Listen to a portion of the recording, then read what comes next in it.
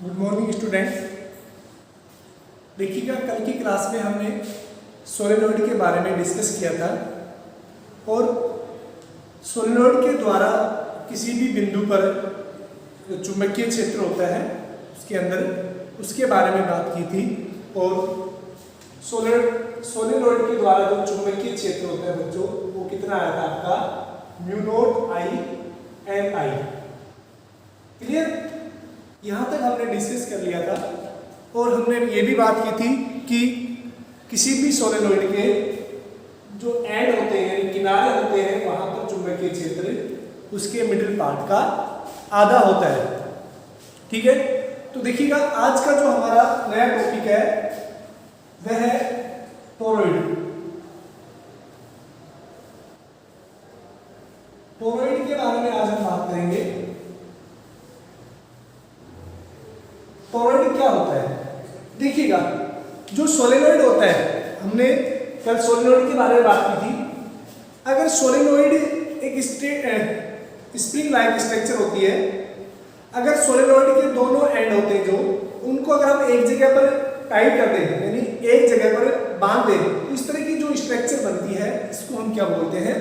Toroid. यानी ये जो स्ट्रक्चर है, सोलेनॉइड स्ट्रेट होता है, स्प्रिंग लाइक स्ट्रक्चर, अगर हम दोनों एंड को एक जगह पर टाइट कर देते हैं तो इस तरह से जो स्ट्रक्चर बनती है ये क्या कहलाती है? सोलेनॉइड कहलाती है। यानी किसी भी सिलेंड्रिकल यानी बेलनाकार कुचालक सतह पर अगर आप किसी चालक तार के टर्न्स है, यानी चालक तार के जो लपेटते हैं आप चालक तार को, तो वो जो आकृति बनती है वो क्या कहलाती है? सोलेनॉइड। तो आपको अलग अलग किताबों में सोलेनॉइड की अलग अलग डेफिनेशन मिल जाएगी। तो मैं यहाँ पर लिख देता हूँ कि सोलेनॉइड क्या होता है कि जब किसी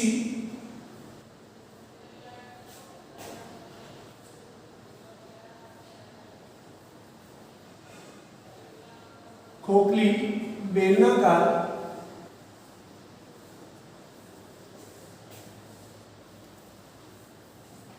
खोखली वृत्ताकार सतह पर चालक तार द्वारा चालक तार को पास पास लपेटने से बनने वाली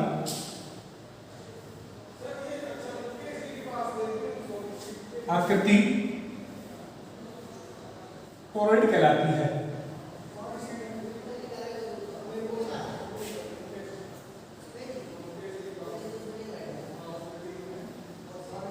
यानी टोरॉइड क्या होता है कि किसी भी वृत्ताकार खोखला, कोई भी वृत्ताकार पाइप वगैरह है, लेकिन कैसा होना चाहिए? वो वृत्ताकार। अगर उसके ऊपर आप कोई तार लपेटते हैं तो वो क्या बनता है? टोरॉइड बनता है। ठीक है, इसके अलावा आपको एक दूसरी डेफिनेशन और मिल जाएगी, छोर रहित सोलेनॉइड यानी परानलिका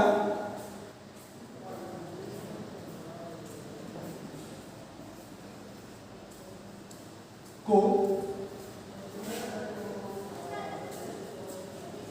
टोरॉइड कहते हैं।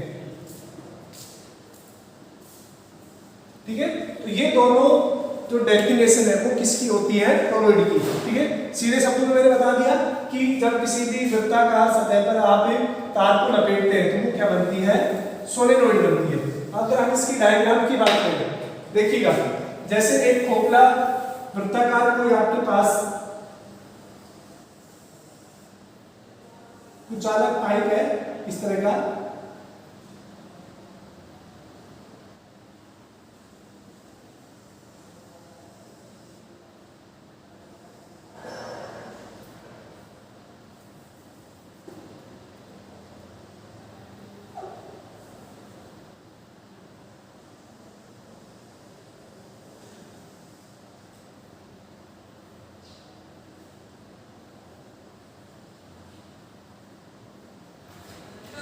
और इसके ऊपर, तो ये क्या हो गया, एक कुचालक खोखला पाइप हो गया,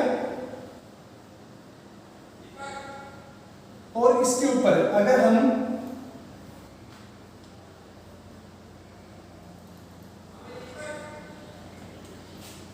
इस तरह से कोई भी तार लपेट देते हैं,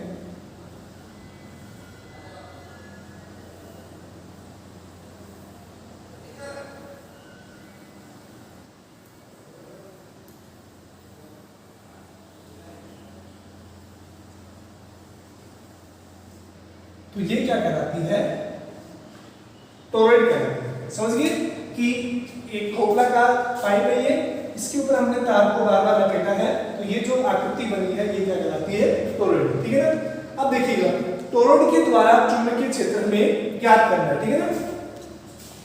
तो नेक्स्ट जो टॉपिक है वो है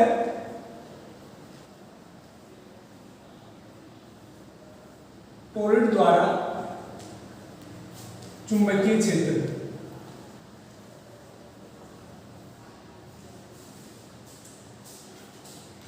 अब जो टोरॉइड के द्वारा जो चुंबकीय क्षेत्र होता है, अब हम कहां पर ज्ञात करेंगे, देखिएगा एक पॉइंट P हम टोरॉइड के अंदर मान लेते हैं, इस पॉइंट पर यानी केंद्र पर हमें क्या निकालना है, चुंबकीय क्षेत्र निकालना है।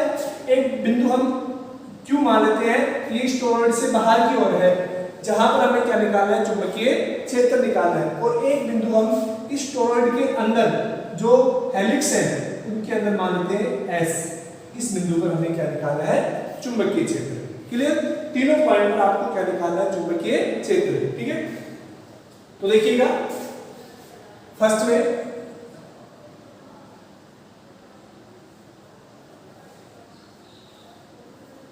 टोरॉइड के अंदर बिंदु P पर आपको जो बिंदु P पर है वो चुंबकीय क्षेत्र निकालना है। ठीक है ना। किसके नियम से, एम्पियर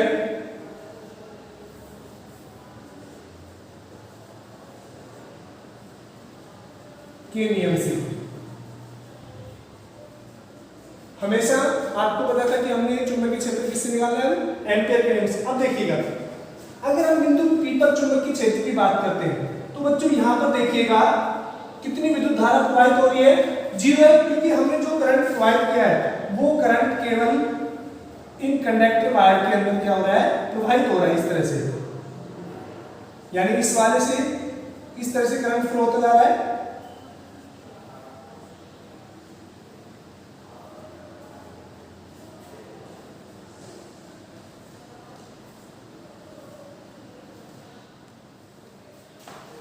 यानी जो करंट है वो कैसे फ्लो होगा, इस तरह से। क्लियर।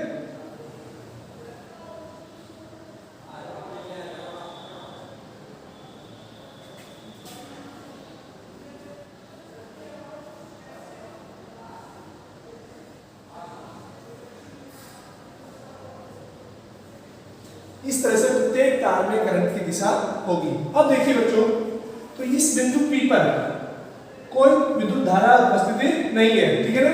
तो एम्पियर के नियम से कितना हो जाएगा, B dotted BL equal to कितना होता है, म्यू 0 I।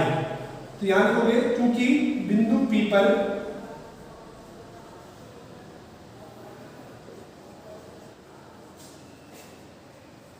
कोई विद्युत धारा नहीं है,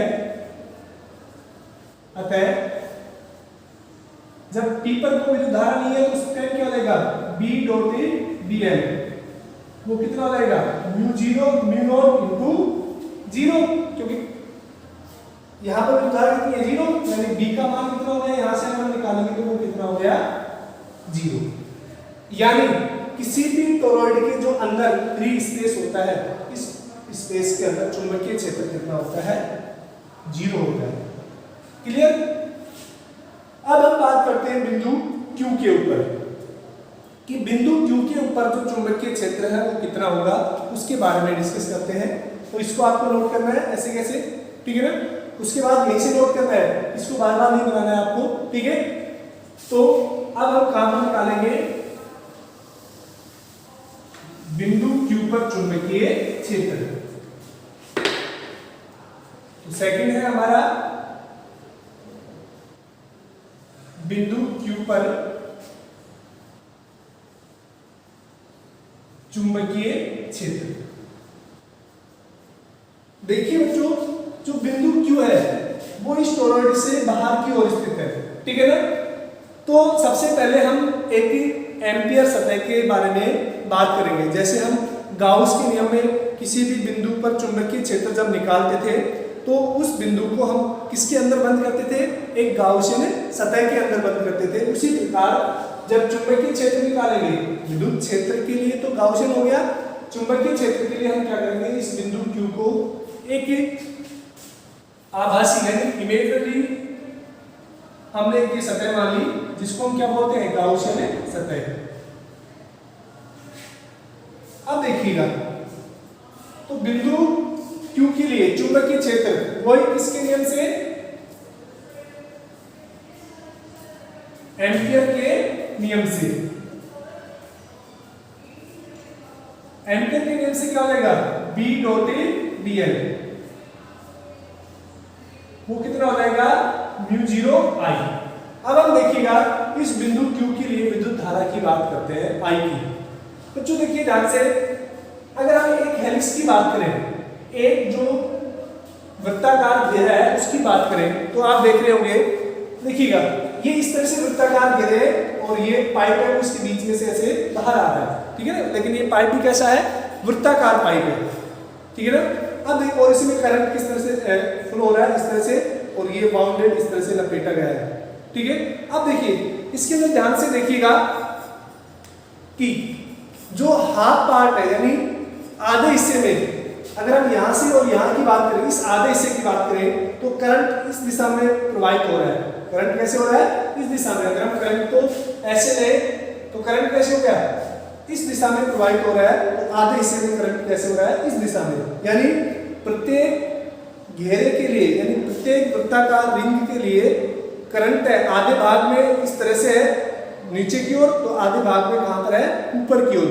यानी एक प्रत्येक वृत्ताकार घेरे में हाफ में करंट डाउनवर्ड है और हाफ में करंट अपवर्ड है।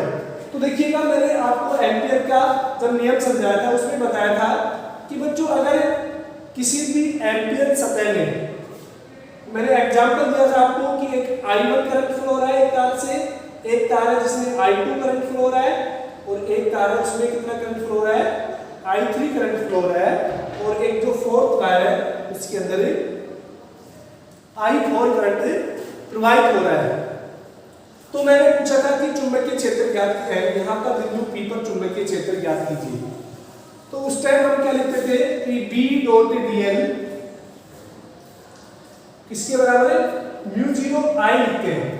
लेकिन यहाँ पर तो 1 2 3 4 तार है, तो इनका I कौन सा हम कंसीडर करेंगे, ये हमने बताया था। देखो इस वाले तार की वजह से तो चुंबकीय क्षेत्र उत्पन्न नहीं होगा, क्योंकि ये वाला जो तार है जिसके अंदर I4 करंट प्रवाहित हो रहा है वो गाउसियन सरफेस से बाहर की ओर है, ठीक है ना। केवल उन्हीं को हम कंसीडर करते हैं जो गाउसियन सरफेस के अंदर स्थित होते हैं। अब देखिएगा इस तार में जिसमें I3 करंट प्रवाहित हो रहा है, तो जिसमें I2 करंट प्रवाहित हो रहा है और जिसमें I1 करंट प्रवाहित हो रहा है, उसकी बात करते हैं।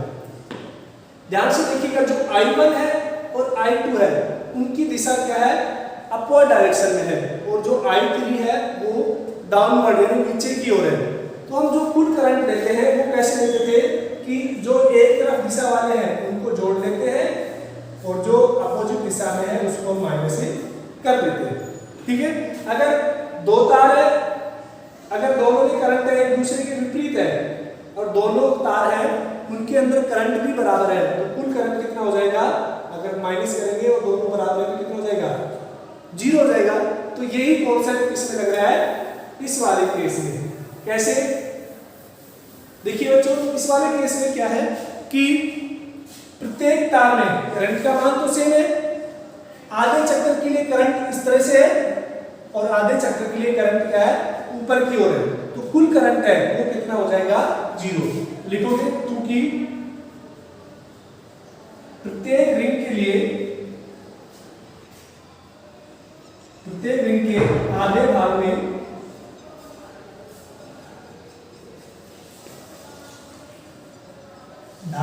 दिशा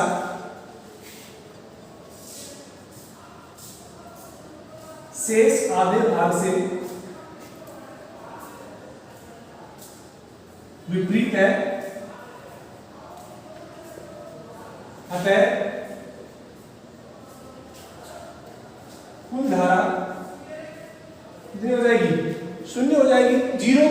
तो इस यहां से बी डॉट डी एल वो कितना हो जाएगा, म्यू नॉट इंटू जीरो।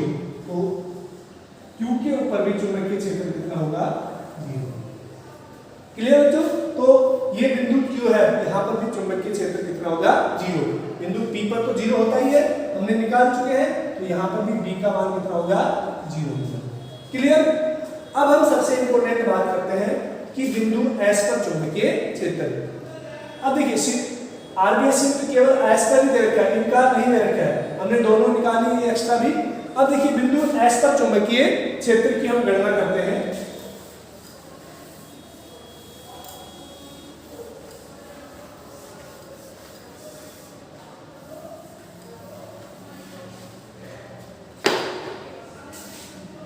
बिंदु एस पर चुंबकीय क्षेत्र। अब देखिए बच्चों, बिंदु एस पर चुंबकीय क्षेत्र ज्ञात करने के लिए मान लेते हैं कि ये बिंदु एस है, यहां से कितनी दूरी पर है, आर दूरी पर स्थित है। ठीक है, तो हम एक गाउसियन सरफेस कंसीडर करते हैं, गाउसियन सरफेस मानते हैं, जो इस बिंदु एस को क्या करेगा, अपने अंदर एनक्लोज करेगा, यानी समाहित करेगा। हमने ये गाउसियन सरफेस मान ली, जो कहां से जा रही है, बिंदु एस से। ठीक है ना, तो माना बिंदु एस से पास होने वाली एम्पियर सतह की त्रिज्या आर है। हमने इस सतह की त्रिज्या को क्या माना है, आर मान लिया। ठीक है, अब देखिए एक मिनट ध्यान से देखिएगा कि इस बिंदु की और इस बिंदु की अगर हम बात करें, यहां से करंट है वो इस तरह से फ्लो हो रहा है। अगर हम एस के लिए निकाले तो करंट इस तरह से, देखो करंट यहां से बाहर की तरफ आ रहा है और अंदर से घूमते हुए फिर बाहर की तरफ, फिर घूमते हुए बाहर की तरफ, इस तरह से करंट क्या हो रहा है, इस पूरे टोरॉइड के अंदर प्रवाहित हो रहा है। तो यहां से देखिएगा, अगर हम इस बिंदु पर एस पर चुंबकीय क्षेत्र की बात करें तो देखिएगा, हम दाएं हाथ का हथेली का नियम लगाते हैं। तो अगर हम हथेली की डायरेक्शन को करंट की दिशा में करें तो जो अंगूठे की दिशा है वो किसको दर्शाएगी, चुंबकीय क्षेत्र को। चुंबकीय क्षेत्र की दिशा कितनी हो जाएगी, इस तरफ चुंबकीय क्षेत्र हो गया बिंदु एस के लिए। ठीक है, और क्या देखना है आपको, तो देखिए डीएल कितनी हो जाएगा, जो टेंजेंट है, अगर हम ये डीएल मानते हैं तो इसका टेंजेंट कौन सा हो जाएगा, ये डीएल हो गया। अब देखिएगा यहां से करंट है वो बाहर निकल रहा है, यानी हम यहां पर अगर करंट की बात करें तो बाहर निकल रहा है, यानी डॉट करंट किसी सतह से जब बाहर आता है उसको हम किसी लिखते हैं, डॉट से। चुंबकीय क्षेत्र रेखाओं के लिए भी तो जो ऊपर है वहां पर चुंबकीय क्षेत्र कैसे होगा, इस तरह से, पूरे में इस तरह से हो जाएगा, डॉट डॉट। ठीक है,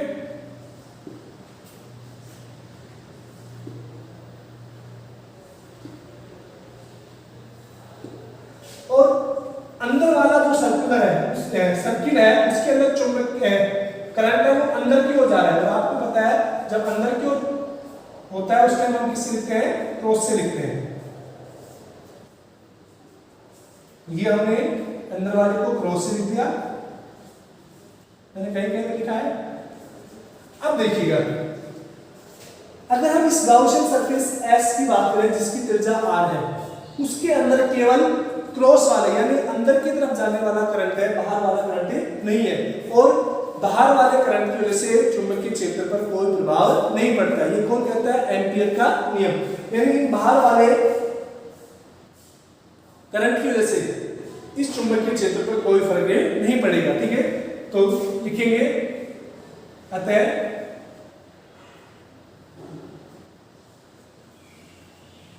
एम्पियर के नियम से B डॉट dl वो कितना हो जाएगा म्यू 0 इंटू आई। आई कौन सा बचेगा, जो सिर्फ अंदर की ओर जा रहा है, ठीक है। अब देखिएगा dl की बात करें तो ये dl कंप्लीट मिला के किसके बराबर होगा, इस पूरे वृत्ताकार रूप की परिधि के बराबर, यानी b डॉट या फिर इसको b dl cos 0 degree equal to mu 0 आई।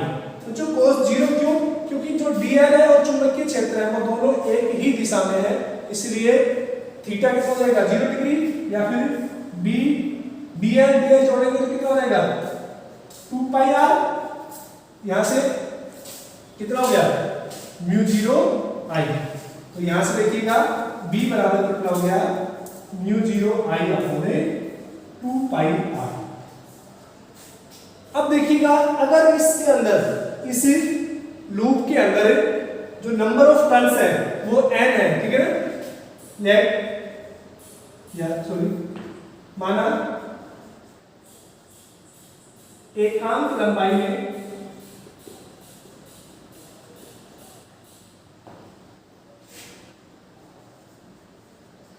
घेरों की संख्या